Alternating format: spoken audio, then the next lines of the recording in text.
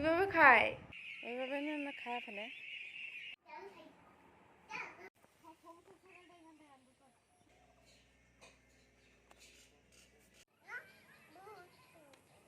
তোমরা তো নিশ্চয়ই এই জায়গাটা দেখে চিনতেই পারছো। হ্যাঁ, এটা কিন্তু আমার ঘরের জানলা থেকে এই ভিউটা দেখা যায়, বেশ সবুজে ঘেরা।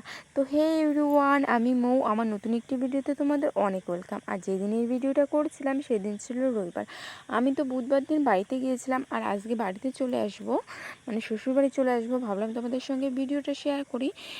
আমি সকাল 8টা নাগাদ ঘুম ভেঙে গিয়েছিলো। তারপর ফ্রেশ হয়ে ঘরগুলো ঝাড় দেবো। তার আগেই দেখছিলাম যে আমাদের টমিটা জানি না কেন মন খারাপ হয়ে আছে। আর আমি টমিকে ডাকছিলাম দেখে ও আবার ওখান থেকে উঠে চলে গেল। আর তারপর আমি ভাবলাম যে না, ও যেহেতু চলে গেল, এখন আমি ঘরটরগুলো ঝাড় দিয়ে নিই। তো এই যে আজকেই তো আমি চলে যাব, তাই ভাবলাম যে না, আবার কবে আসব। তো তাই আমি ঝটপট করে ঘরগুলোকে ঝাড় দিয়ে মুছে নিলাম।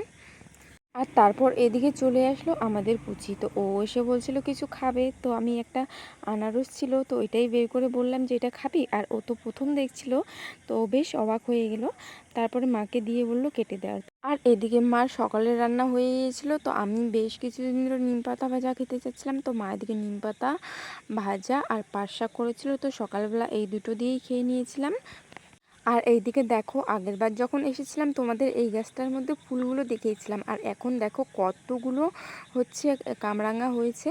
তো যতগুলো ফুল এসেছিলো তার থেকে অবশ্য কমই হয়েছে, এখনও ছোট ছোট আছে, খাওয়ার উপযুক্ত হয় নাই।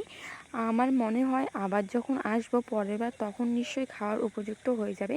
এই কামরাঙাগুলো কিন্তু বেশ লম্বা লম্বা হয়। আর এই দিকে দেখো, এগুলো দেখে কি চিনতে পারছো কি? আমি কিন্তু প্রথমে চিনতে পারিনি, মাকে বললাম। তারপর মা বলল যে এগুলো হচ্ছে বড় এলাচ। তো আগেরবার তো তোমাদেরকে দেখিয়েছিলাম সেগুলো গাছে ছিল।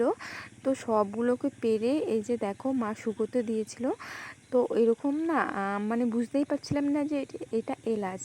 তারপরে সেন্টটা শোনার পর ভাবলাম যে না, আসলে এটা তো এলাচ।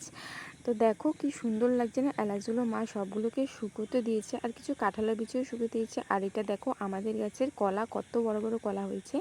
তারপর না আমি একটু এই যে রাস্তা দিয়ে ঘুরছিলাম, আর এখানে এসে দেখছিলাম এগুলো। তো তোমরা কি বলতে পারবে এগুলো কি? এগুলো কিন্তু মাশরুম। এখানে এখন মাশরুম হয় নেই, পরে হবে। তারপর না আমি চলে গিয়েছিলাম আমাদের একটু পুকুর পাড়ে। এখানে দেখো আমার ভাই যে আগেরবার হাঁসের বাচ্চাগুলো নিয়ে এসেছিলো, এবার এসে দেখছিলাম যে বেশ বড় বড় হয়েছে। তো এগুলো এখনও ছাড়া হয় না, কারণ কুকুর টুকুর দেখলে না খেয়ে নেয়। তাই এখনও আপাতত ঘরের ভিতরেই থাকে। আর এদিকে আরেকজনকে দেখো, যে ও জানি না কিভাবে নিচে নেমে এই যে সাঁতার কাটছিল। তো আমি দেখতে কিন্তু অবাক হয়ে গেলাম যে এই কিভাবে নামলো। আর দেখো কি সুন্দর করে সাঁতার কাটছে, আমার দেখে কিন্তু বেশ সুন্দর লাগছিল। তো বাড়িতে গিয়ে আমি আমার ভাইকে বললাম যে তোর হাঁসের বাচ্চা কিন্তু নিচে নেমে পড়েছে 2-3টে। এই যে যেমন দেখো আরও একটা দেখতে পেলাম।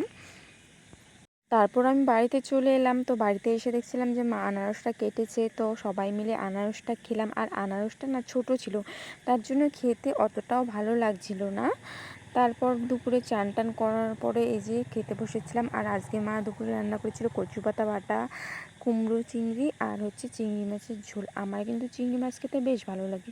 তারপর বিকেলবেলা একটু রেস্ট করার পরে এই যে আমাদের টমিকে নিয়ে একটু ঘোরাঘুরি করছিলাম রাস্তা দিয়ে। আর আমি বলছিলাম আমি কিন্তু আজকে চলে যাব, আবার অনেকদিন পরে দেখতে পারবা।